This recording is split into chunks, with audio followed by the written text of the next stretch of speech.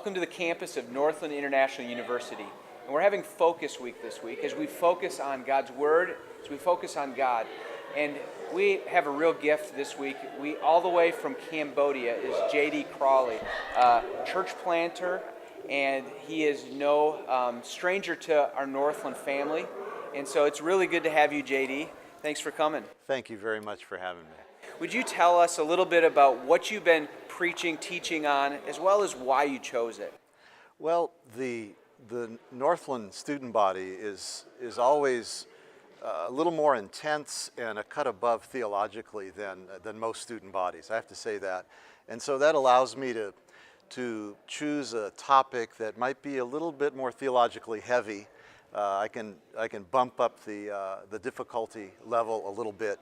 And so I chose to teach from the book of 1 John.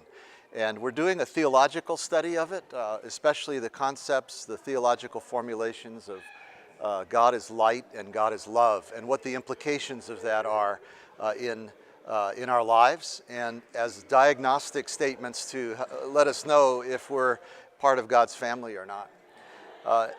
In the evening services, I've been teaching on the parable of the prodigal son because it just really fits nicely with 1 John.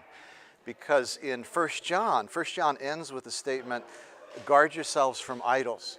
And as Augustine said, our hearts are idol factories. And the reason they're idol factories is that God made us in His image. We have to love something. We have to love something. And if we don't love God, we're going to love something else.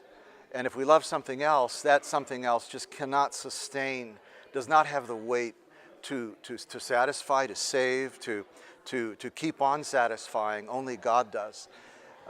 And that fits with the parable of the prodigal son, of course. Both the younger brother and the older brother had idols in their own hearts, and neither of them really loved their father.